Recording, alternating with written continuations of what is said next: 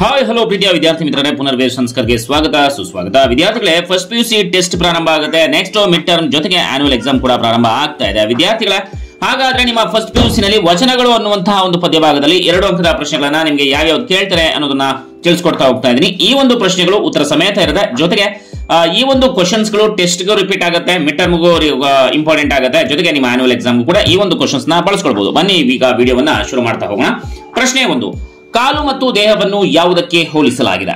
ಉತ್ತರ, ಕಾಲುಗಳನ್ನು ಬಂಡಿಯ ಗಾಲಿಗಳಿಗೂ ದೇಹವನ್ನು ತುಂಬಿದ ಬಂಡಿಗೂ ಹೋಲಿಸಲಾಗಿದೆ. ಪ್ರಶ್ನೆ 2, ಯಾರನ್ನು ಕಂಡರೆ ಅಲ್ಲಮ ನಾಚುವೆನೆಂದು ಹೇಳುವನು? ಉತ್ತರ, ಅಂಗದ ಮೇಲೆ ಲಿಂಗವನ್ನ ಧರಿಸಿದವನು ಭಕ್ತನೇ, ಮೆಳೆಯ ಮೇಲೆ ಇಟ್ಟ ಕಲ್ಲು ಲಿಂಗವೇ, ಆ ಮೆಳೆ ಭಕ್ತನೇ, ಇಟ್ಟಾತ ಗುರುವೇ ಎಂದು ಪ್ರಶ್ನಿಸಿ ಇಂತಹವರನ್ನು ಕಂಡರೆ ಅಲ್ಲಮ ನಾಚುವೆನೆಂದು ಹೇಳುತ್ತಾನೆ. ಪ್ರಶ್ನೆ 3, ಅಲ್ಲಮ ಏನನ್ನು ನೀಡುವುದರಿಂದ ನಾ ದೇವ ಎಂದು ಹೇಳುತ್ತಾನೆ?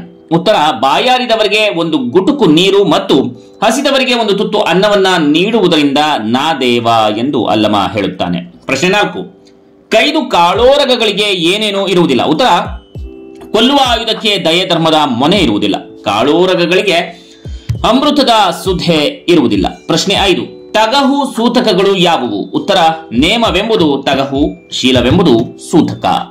ಪ್ರಶ್ನೆ 6, ತನು ಮನ ಧನಗಳನ್ನು ಮರೆಯಲು ಏನನ್ನು ತೋರುತ್ತಾರೆ? ಉತ್ತರ, ತನು ಮನ ಧನಗಳನ್ನು ಮರೆಯಲು ಗುರು, ಲಿಂಗ, ಜಂಗಮರನ್ನ ತೋರುತ್ತಾರೆ. ಪ್ರಶ್ನೆ 7, ರತ್ನ ಮತ್ತು ಮುತ್ತು ಏನನ್ನು ಸೂಚಿಸುತ್ತದೆ? ಉತ್ತರ, ರತ್ನದ ಸಂಕೋಲೆಯಾದರೂ ತೊಂದರೆಯನ್ನು ಸೂಚಿಸುತ್ತದೆ, ಬಲೆ ಮುತ್ತಿನದಾದರೂ ಬಂಧನವನ್ನು ಸೂಚಿಸುತ್ತದೆ.